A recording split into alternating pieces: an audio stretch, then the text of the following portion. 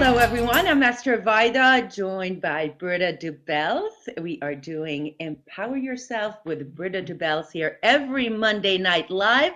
If you're watching this recorded on YouTube, thank you so much. Hello, Britta. Hello, Esther. Hello, everybody who's watching. Hello, everyone. All right. So, in case you missed it last week, we had a really powerful spreecast on anger. You can check it out on Britta's page or my Facebook page. But we decided to go a little bit deeper this week to talk more about anger. And before we get on here, Britta and I were talking about anger and what really manifests it. And interestingly, I had a altercation, or I should say an interaction with my mom, Britta, yesterday, and I came home and I just started snapping at her about something. And the more I thought about it, I had had a really bad day earlier. Mm, I had had mhm. some things happen.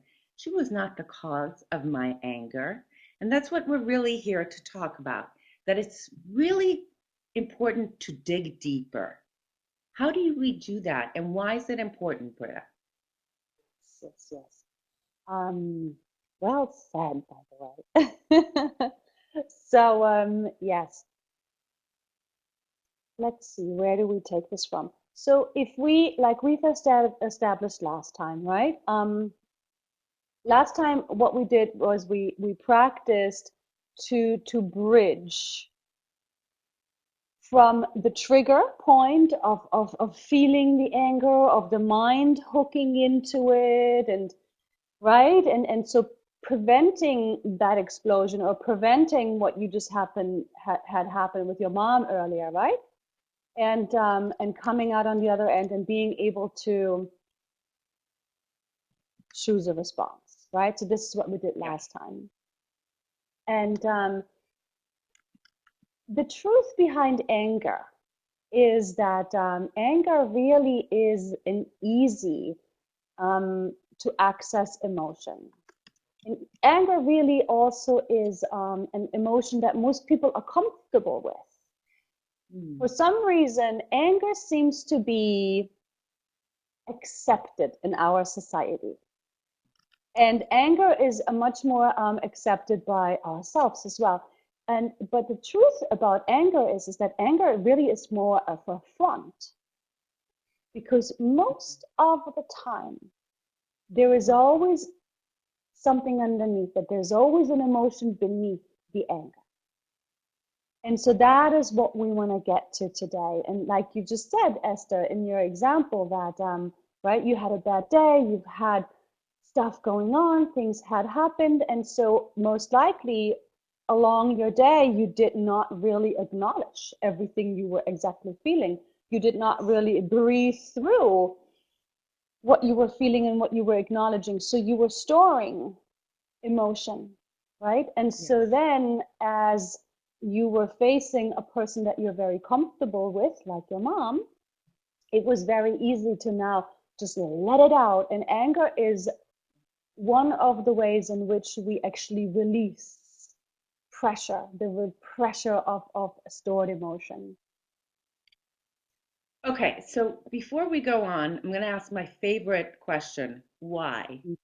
Why is anger accepted in our society as a form of showing? Why is it the one that's easy to access? Why not happiness? Happiness and good feelings that supposed to make you feel good. Why rely on those? Mhm. Well, actually, happiness is also, easy to access when it's happening. So I really meant in regard to the uncomfortable emotions.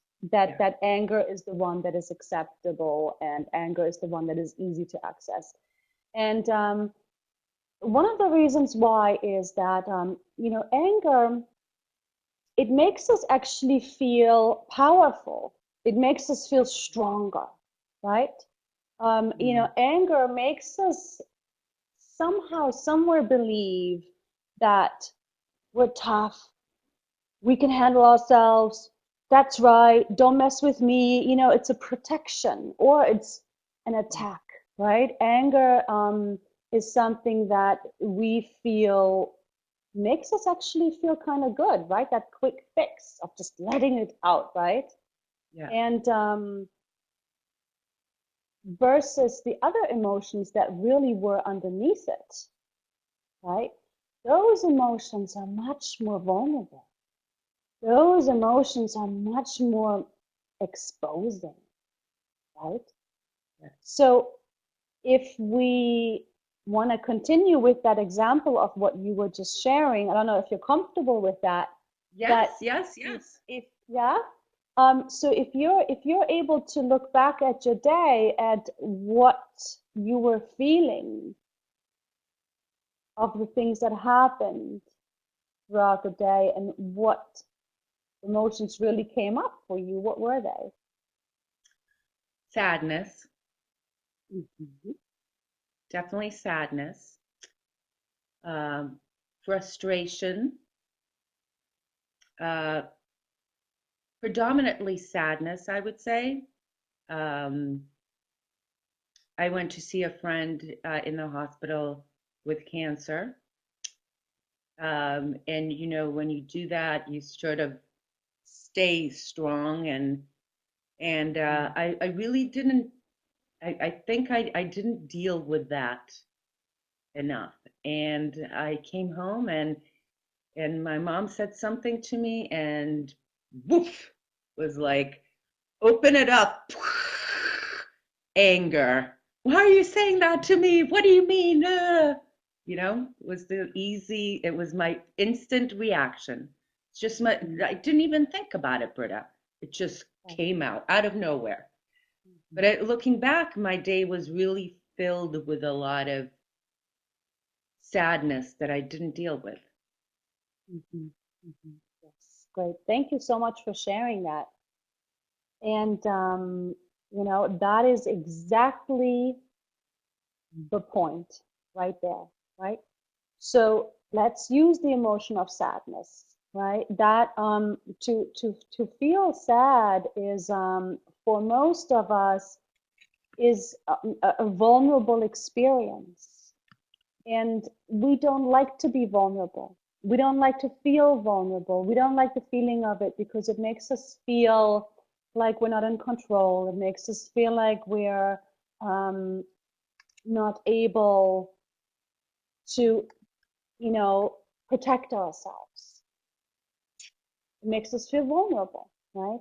And so this emotion of sadness, though, if you really think about it and if you look back, if you were to acknowledge once you had left your friend, right? And you actually sat in the car for a moment, right, with yourself, by yourself, and just, wow, I'm feeling sad. And it is sad, it is a sad experience to sit with somebody who is so ill. Hmm. But to just acknowledge it and just to allow it, Mm. right? That is exactly the tool, that is exactly the next action to take. Because Mm. when you're there with yourself, allowing yourself, acknowledging the sadness, and just taking a few breaths, Yeah. just being with it. Nothing needs to happen, just to be with it, right? That's when Eh, you're able to actually digest it, right? And then when you go home, you're owning the emotion. And your mm. mom saying something now would not have the same effect because you've already dealt with the sadness. And so instead, you could maybe say something, or you would be much more adept to say something like, oh, mom, it was such a sad day today. Mhm. Yeah. And in hindsight, Britta, um, Mm-hmm. I got into my car, drove home, and went to the radio station to do my show, and then came home and didn't take that minute to sit, to cry, to feel. And I really felt like a volcano when I came home, ready to erupt with emotions. And Danny asks, when you're angry, do you lose your Okay. thoughts? Um, Yes. and then you realize that you did or did might be wrong. And I did. It was so interesting because right after I burst out at her, I had such guilt. You know, Mhm. I knew immediately. It's like, why couldn't I control myself the second I walked in the door? Why did it take a Yes. burst and then my guilt and then I'm sorry and then oh, no need to say sorry. You know, it's like, oh, why not Yes. stop? Why can't I stop? Why can't we stop ourselves? Where do our thoughts go? Where does anger come from? Well, that's exactly the point of this all, right? Emotion is so real and so tangible. And emotion is energy. And any emotion, if we are not acknowledging it, if we're not really are working with it in the right way, it will build, it will store, and like you just said, that volcano, because it has to go somewhere. It has to go somewhere. And some people are very good at storing, and some people have mastered storing emotion, right? And but they will have consequences. They will feel depression, like we've mentioned, right? It can turn into physical complaints, and so it is so important for people to understand that you must deal with your emotions. You must get to that point where that moment of sadness or that moment of vulnerability, that moment of discomfort, hurt, disappointment, whatever it may be, this is your moment with yourself. It's not Yeah, about why, right? In this moment, it's just breathing through it and allowing yourself to be with it. Because if you don't, you store it. And it will come out, and most likely in the form of anger and aggression, because it is the easiest and most acceptable way of letting it out. It's but I amazing. And yeah. No, go ahead. Go ahead.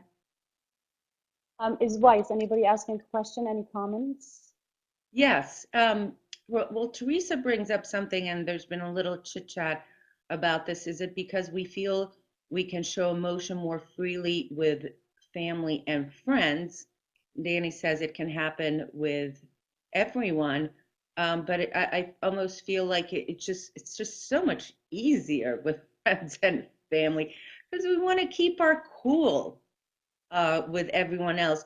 You know, in some ways, Britta, you said that anger sometimes makes us feel, did you say dominant? Hmm. Was that Hmm. dominant, Ah, dominant over the other person? But I would venture say that anger is really also showing weakness, showing that you yes, lost it, you lost control, you lost your cool. that's right. That's right. And yes, it is much more common for most people to let it rip with people that we're close to let it out, to use people that we're close to, like you were using your mom today, to release Yeah. the buildup, right? We Hmm. feel more accepted and safe with people that we're close to, and so we're, more comfortable in doing that. But yes, anger, even though it may appear to be tough, self-protective, aggressive emotion, it does really disempower us, right? And Yes. this is why we're addressing this again a second time, right? When you really think about it, for you to address your sadness, or Mm. for one to address their hurt or their disappointment or their fear, right? It is so much more empowering in the long run, right? Yes. Because when we're able to really own our emotion and we're really able to be with it, it means we're accepting ourselves. It means we're accepting and we're loving ourselves unconditionally. So then once we're able to allow the experience of the discomfort, and once we're able to allow that moment of vulnerability, we Yes. are empowering ourselves. Yeah. See, this is the real big key to it all. The true emotion, the real emotion, is that which you can use to work with and have it become an empowering experience for yourself, versus Yeah. floating on automatic pilot, not acknowledging it, letting it build up until you have your opportunity to let it explode on somebody you care about, right? Yes. And so now here we have the two very big differences. Um, I want to bring something up that Danny has been talking about, and that is anger that he has, post-traumatic stress disorder from a war, but it can also happen from other traumatic events. Um, any type of trauma can cause lots of anger that can stay with you for a long time.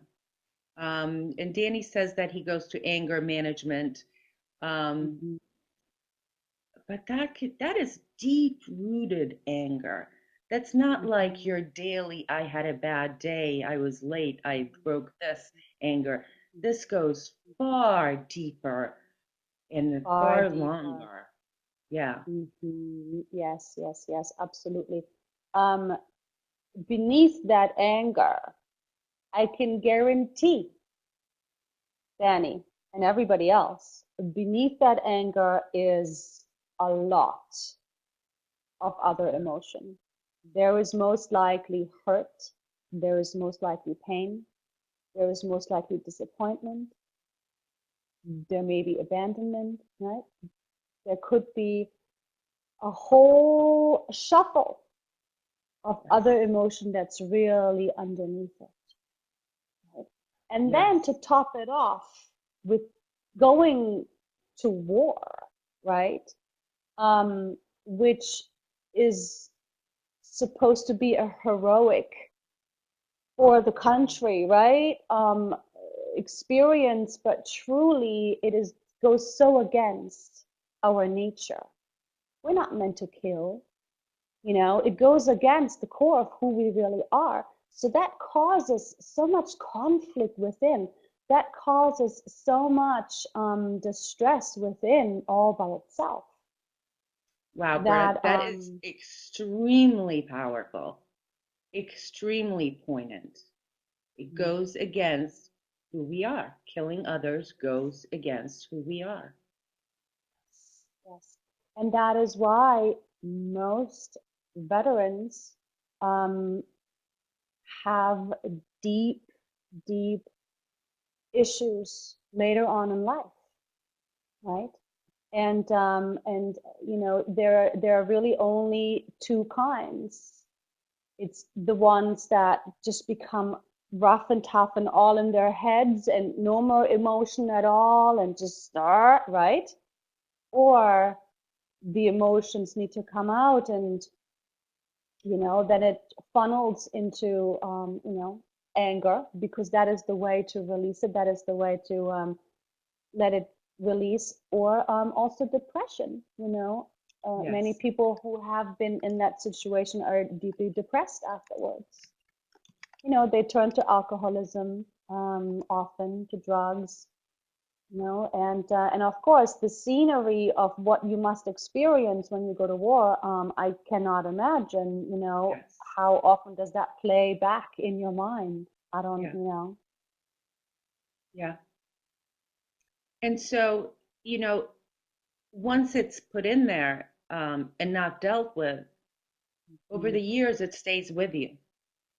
And mhm, it becomes, as we've talked about it on the show many times, a tape mm. that plays in our head Yes, yes, automatically, absolutely. automatically replays. Certain things trigger, play the anger tape, play Mhm. the anxiety tape, play Yes, the sadness tape, yes, exactly. So, again, some of us that, have that chronic anger, right? Um, that is really your indication for you've got to go deeper than that. You have to, because there is a lot of stuff underneath it. Not only old stored up emotion, but also old wounds, like old patterning of real hurtful experiences and perceptions, right? Yes. So this is where we're going, another level underneath the emotion, right? Because um, any emotion underneath the anger, right? May it be hurt or sadness.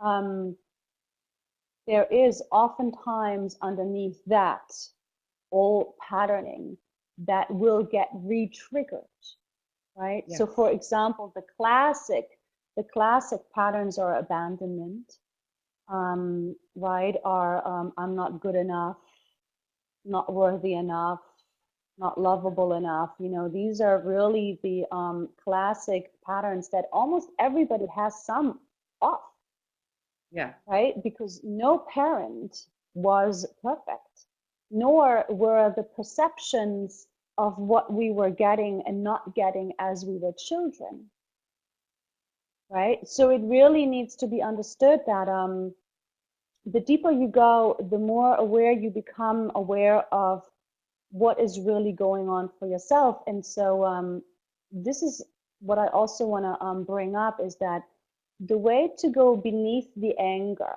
to find the emotions that are really there, is to actually sit with yourself and just take a moment and ask yourself, what is really going on? What is really going on? Like, just, don't pay the anger so much mind, but just know there is something underneath it, and Yeah. look to find it. And right, what am I really feeling? Right. Right? Because when you're that open and willing to be that vulnerable with yourself, this is what now is going to create healing, and this is now what is going to take you off of that roller coaster of repeating the same patterns, attracting the same people, reliving the same experiences, just in new situations, right? And this is when you actually get to put a stop to it, and you're able to say, okay, this is what I'm really feeling,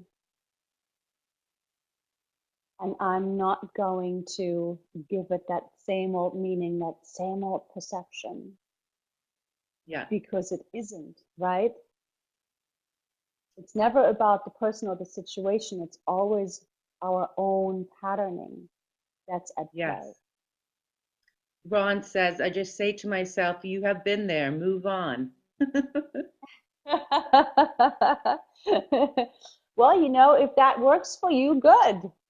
But obviously, that really only works if it's something very casual, or right, something that is not really triggering you so much. Yeah. When something really triggers you, you can't say that without really knowing that you're in denial, you know. Yes. Yeah. Yeah. So, Because when something Britta, really triggers you, it's old stuff. yes.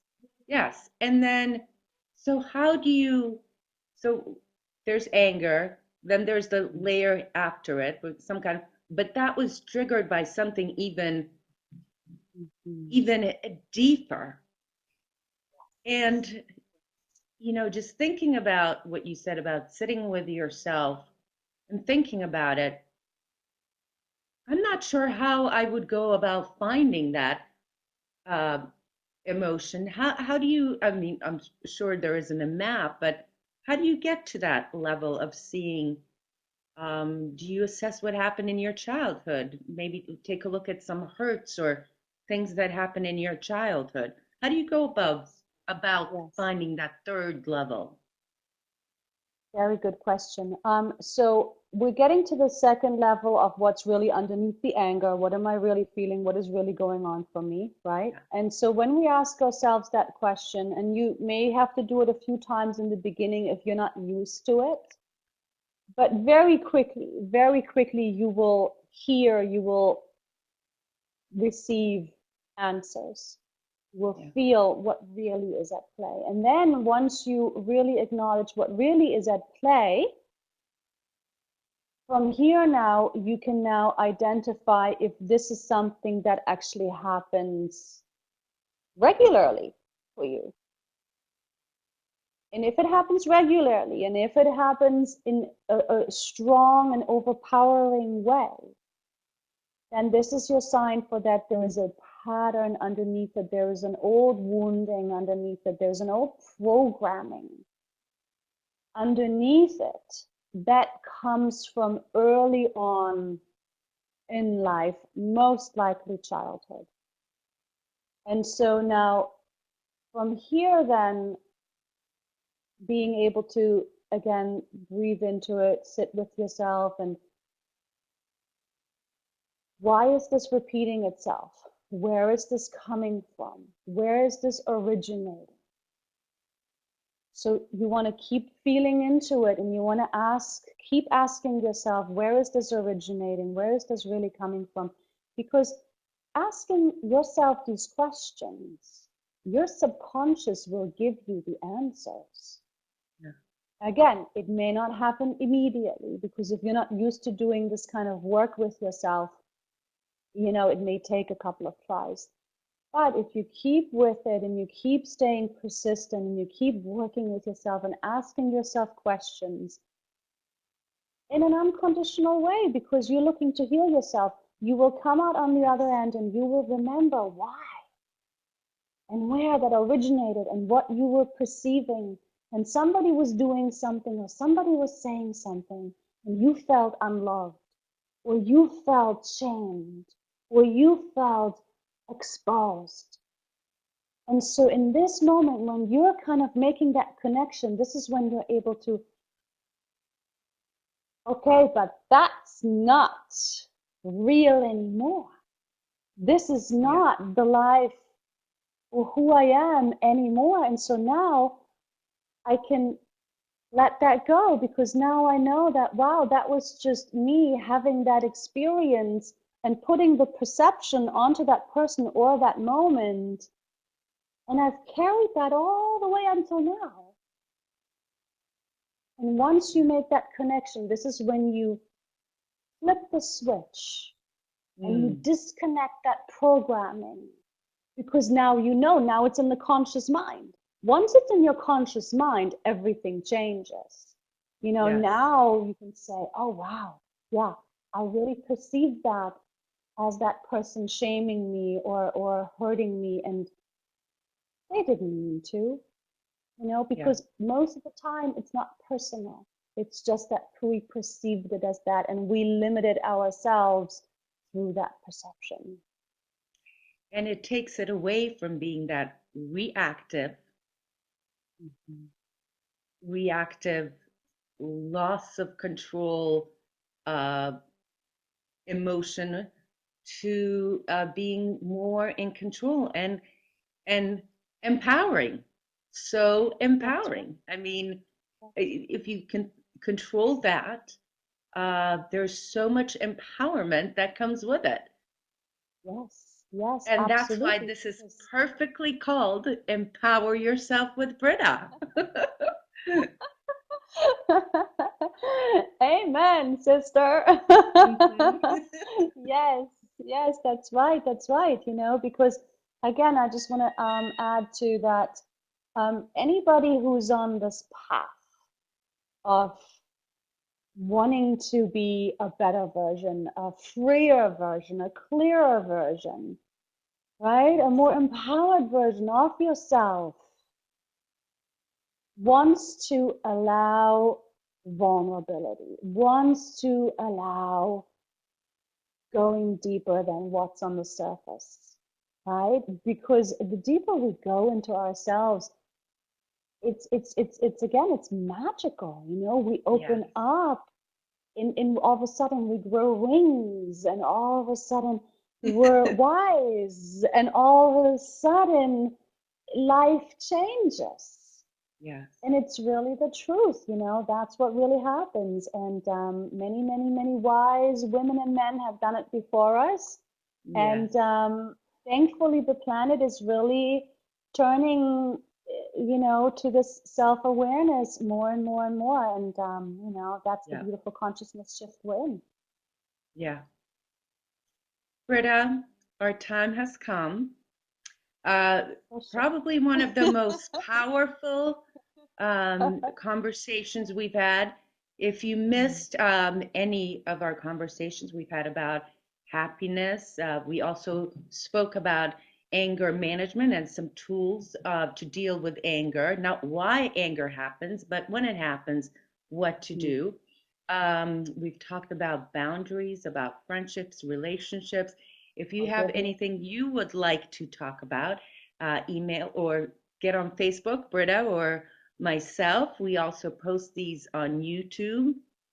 Check out Britta's channel or my YouTube channel. Um, Another wonderful Spreecast, Britta. Lot to work Yeah. about. And you know, I mentioned this every once in a while, but it really takes for me to watch this a second time to Mm. truly get a handle because there's so much that we talk about in here. Mhm. Yes, yes, there really is. It's a lot of material, and you know, sometimes not enough time to even really cover it fully. But Yeah. you know, that's why we continue every week, and sometimes we revisit and we come back to, oh, remember last time? And so, you're right, it's a continuous thread Yes. of It's a work understanding. in And if you progress. it's a work in progress. And so if you ever have any questions or thoughts or things that you want to discuss further, you email us too, you know, so we can weave it in. Yes. Britta, thank you for what you do. It's my pleasure. Thank you for what you do, Esther. And thank you, everyone, for watching. And we'll see you next week for another edition of Empower Yourself with Britta. Good night, Yes. everyone. Yeah, good night. Bye, Esther. Bye, Bye. Britta. Bye, Bye, everyone. Esther.